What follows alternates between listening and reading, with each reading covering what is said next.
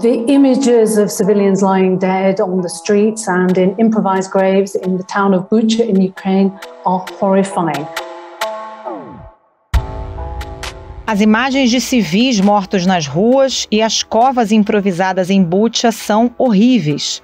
A avaliação é da porta-voz do Alto Comissariado das Nações Unidas para Direitos Humanos e sintetiza as imagens que correm o mundo desde que as tropas russas abandonaram a cidade nos arredores de Kiev para concentrar os esforços de guerra no leste da Ucrânia.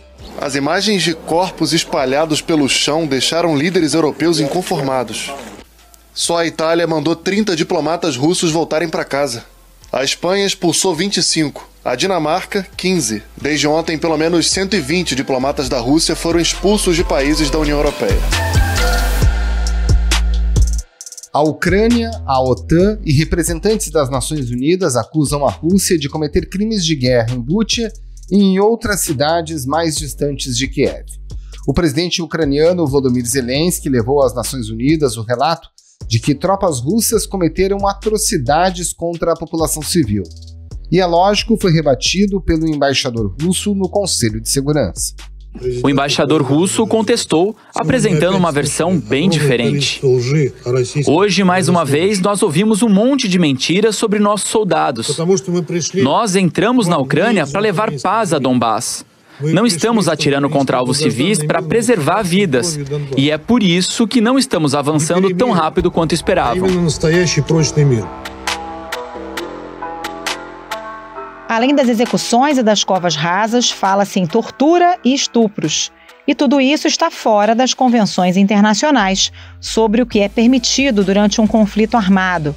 Esses limites ficaram consignados no Tratado de Roma, assinado em 1998, e guiam o trabalho do Tribunal Penal Internacional, em funcionamento desde julho de 2002. It's precisely the type of situation, precisely the kind of case for which this International Criminal Court was created. Mas afinal, o que são considerados crimes de guerra? De que forma o Tribunal Penal Internacional atua? E por que seria muito difícil punir o presidente russo Vladimir Putin caso ele fosse considerado um criminoso de guerra? Esses são os temas do Ao Ponto desta quinta-feira. Eu sou o Roberto Maltic, estou com a Carolina Moran. Nesse episódio, conversamos com a ex-juíza do Tribunal Penal Internacional, Sylvia Steiner, que inclusive já emitiu ordem de prisão contra o ex-presidente do Sudão, que hoje está preso em seu país. Fique com a gente.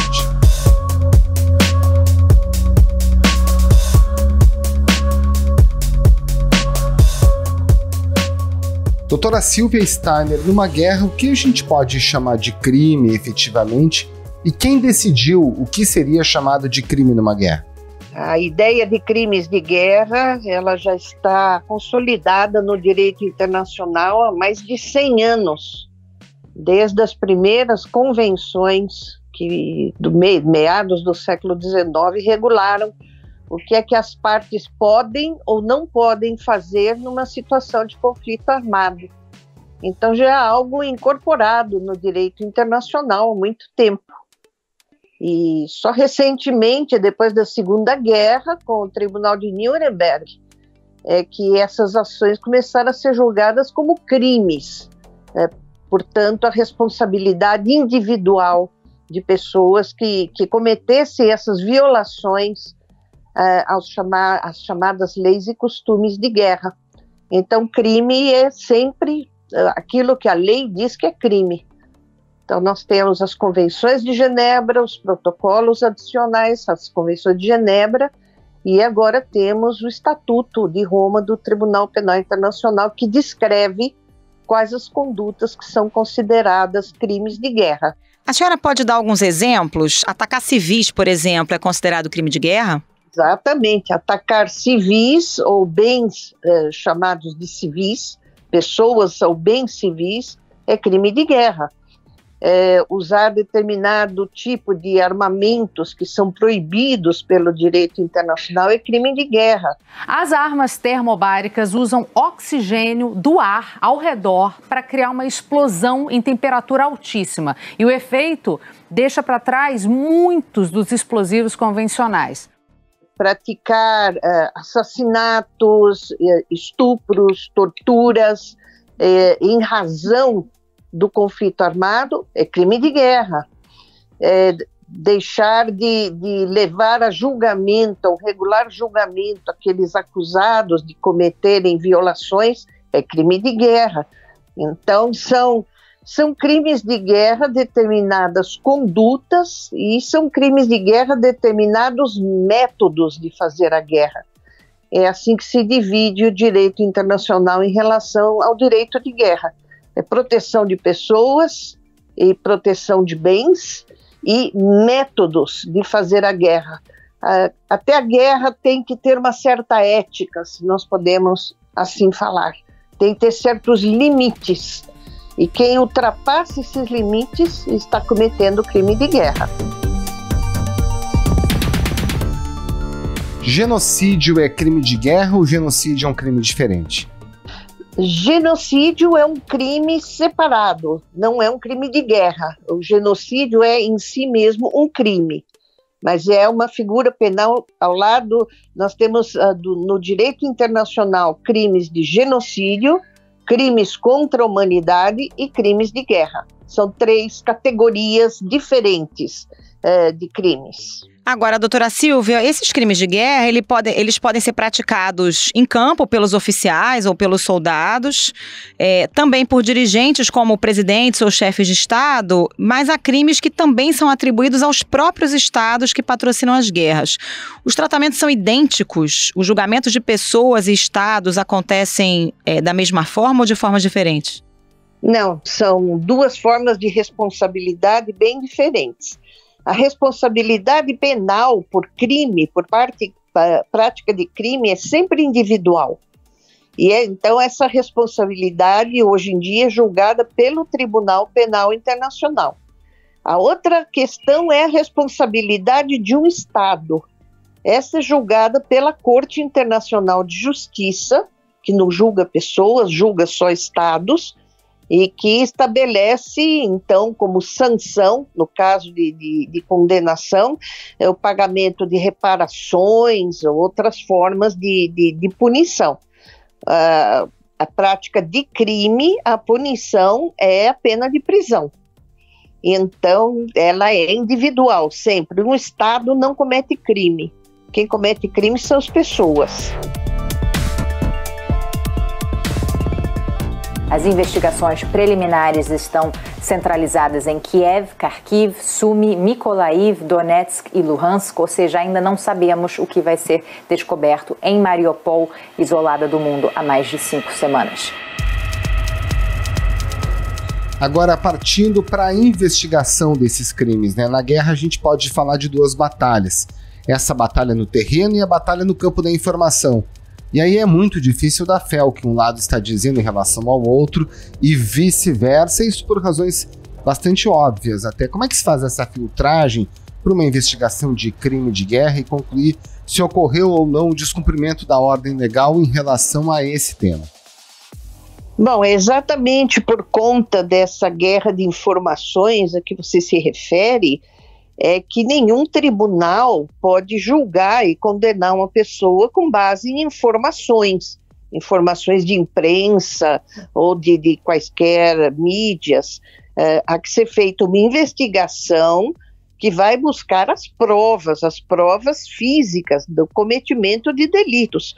Então, em relação ao atual conflito na Ucrânia, a equipe de investigação da Procuradoria do Tribunal já está em campo. Fora isso, há também uma investigação determinada pelo Conselho de Direitos Humanos das Nações Unidas. E, além disso, há vários estados e ONGs que também estão colhendo provas no terreno.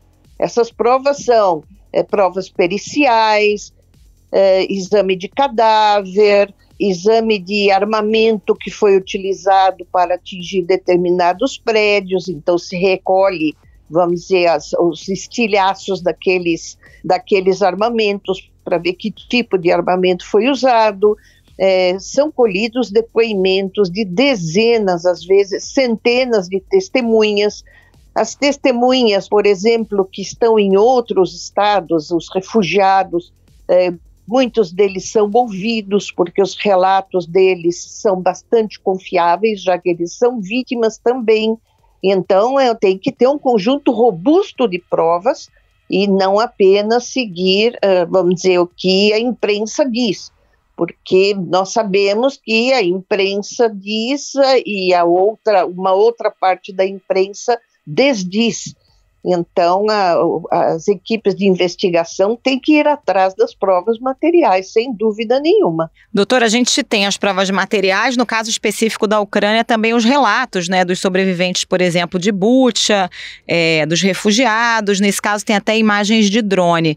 Esse conjunto, na sua avaliação, é suficiente para determinar que alguém cometeu crime de guerra? Porque essa tipificação tem que ser muito detalhada, né? E como é que isso pode ser escalado para uma autoridade, por exemplo, que não estava ali naquele cenário, no campo de batalha, mas estava na linha de comando?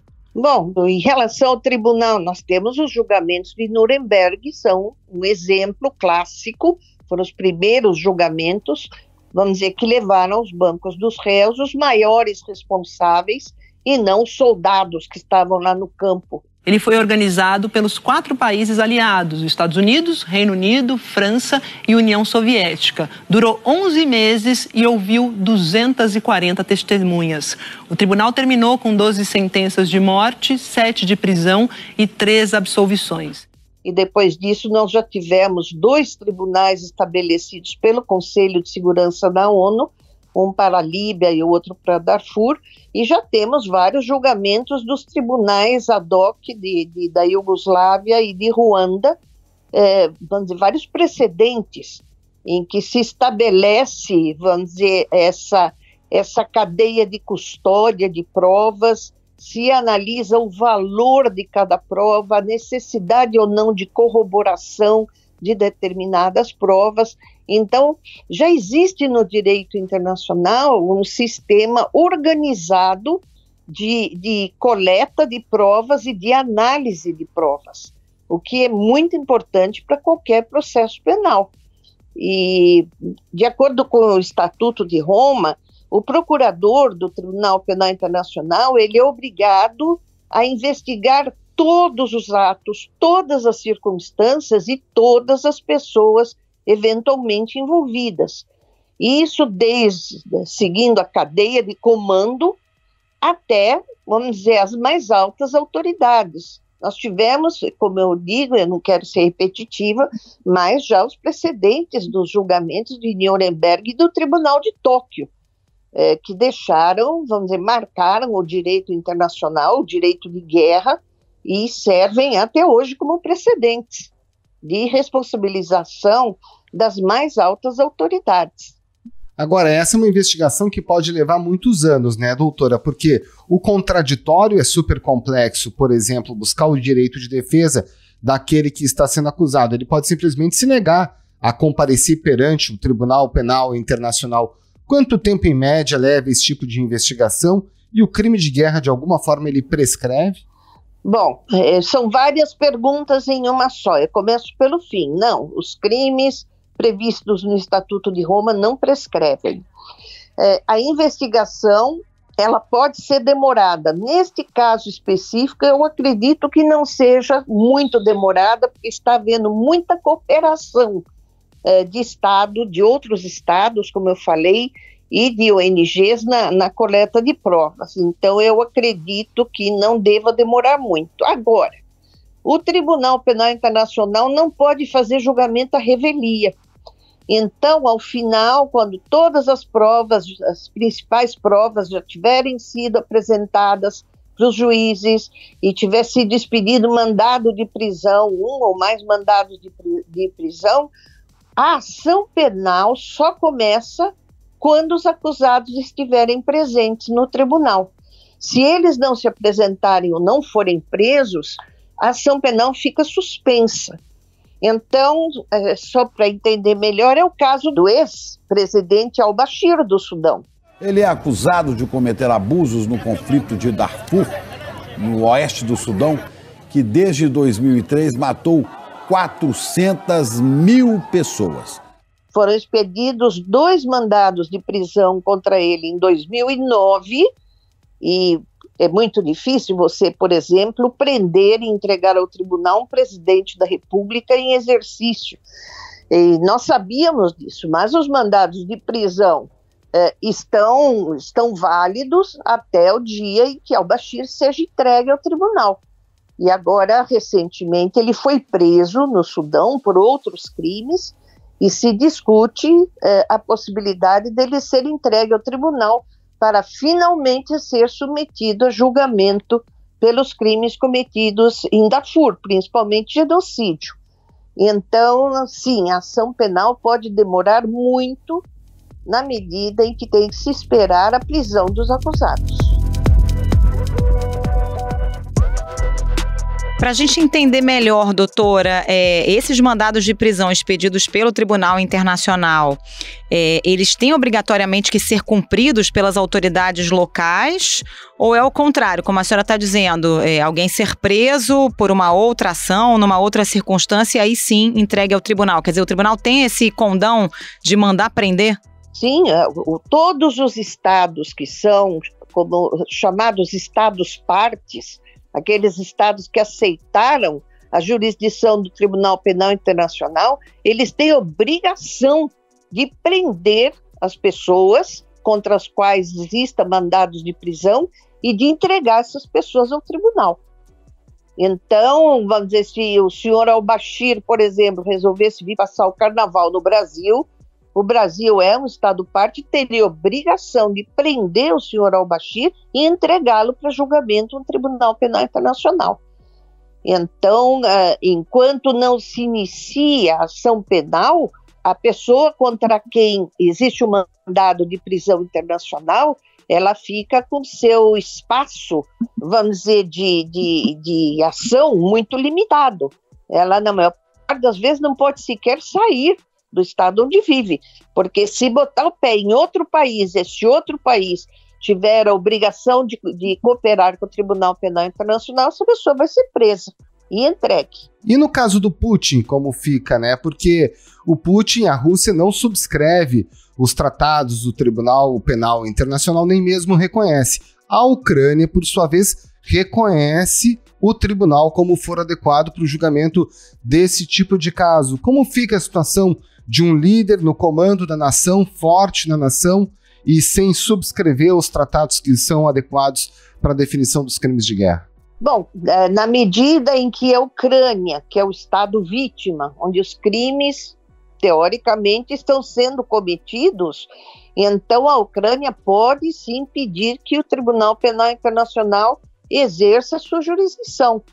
Então, o tribunal tem competência para expedir mandados de prisão contra Putin, contra quaisquer outros dirigentes que sejam acusados de cometer crimes de guerra ou crimes contra a humanidade, porque estão sendo cometidos no território de um Estado que aceitou a jurisdição, que aceita voluntariamente a jurisdição do tribunal. Mas aí, se o Putin, por exemplo, não sair mais da Rússia, digamos hipoteticamente que ele seja condenado e haja inclusive um mandado de prisão, mas ele está dentro dos limites territoriais da Rússia que não subscreve, aí ele não seria preso, né? Não será preso. O tribunal não pode invadir também a soberania de um Estado e mandar a polícia entrar no território de um Estado e para prender ninguém. Como eu falei, a ação penal fica suspensa. Ele não pode sequer ser condenado. Condenado é quando chega ao fim da ação penal. No caso do acusado que não comparece, que não é preso, a ação penal fica suspensa. Ela sequer se movimenta. Então não haverá condenação. Fica tudo parado, o processo fica parado até que a pessoa seja presa e entregue ao tribunal.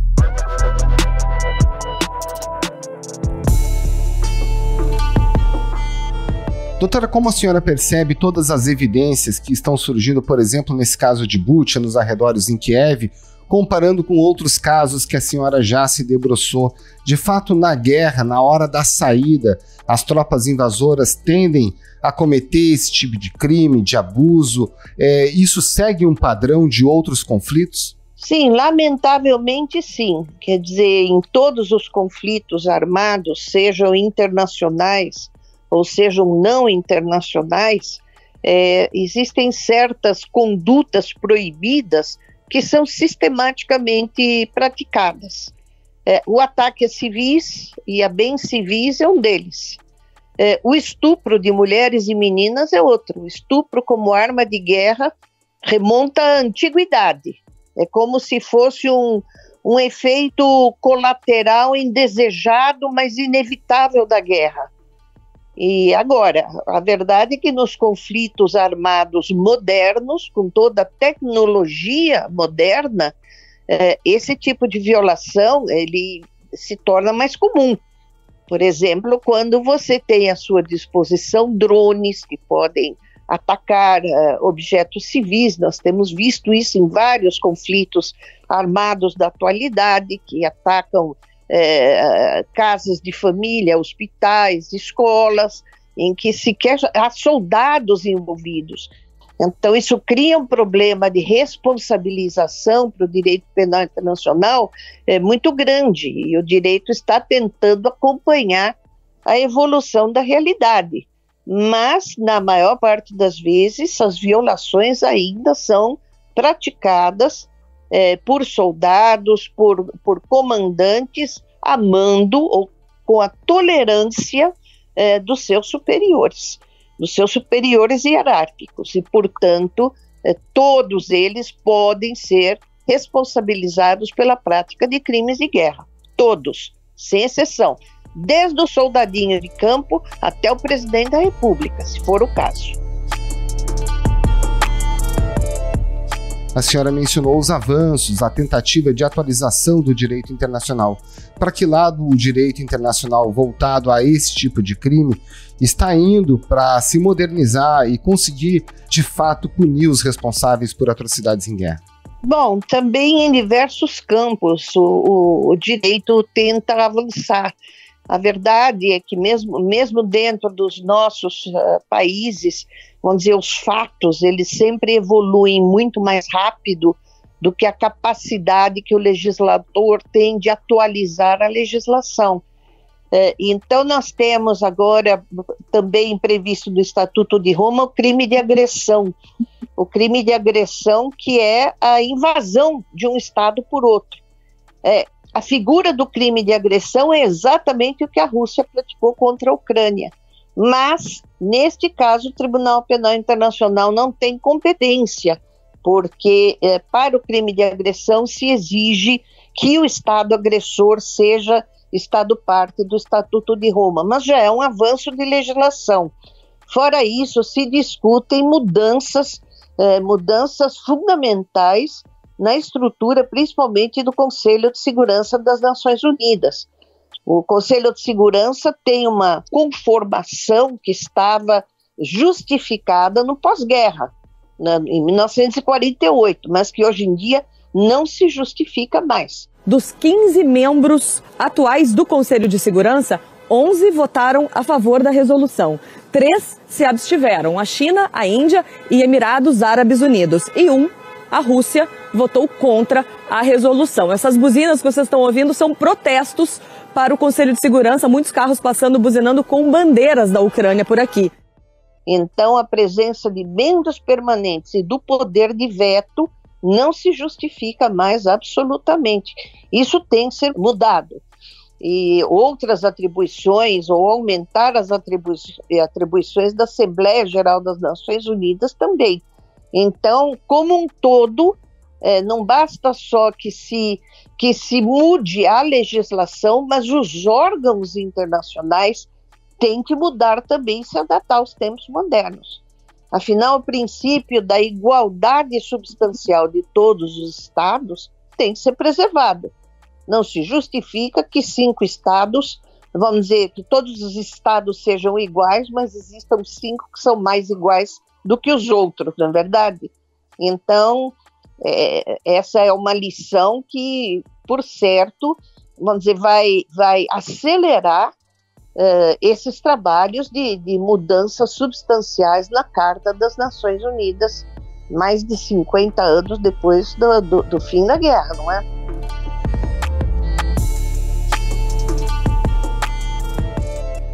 Doutora Silvia Steiner, muito obrigada pela participação. Bom trabalho para a senhora. Muito obrigado, doutor. Um grande abraço. Imagina, eu que agradeço a oportunidade de conversar com vocês. Um abraço.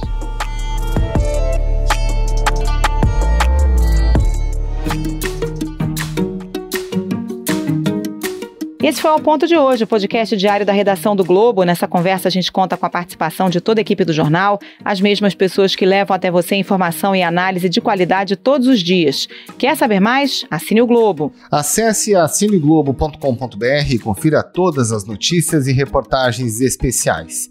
Nesse episódio, além dos áudios da TV Globo, a gente utilizou áudios da AFP e das redes sociais do Tribunal Penal Internacional. A produção foi da Vitória Alves e a edição é do João Guilherme Lacerda. Tchau. Até mais.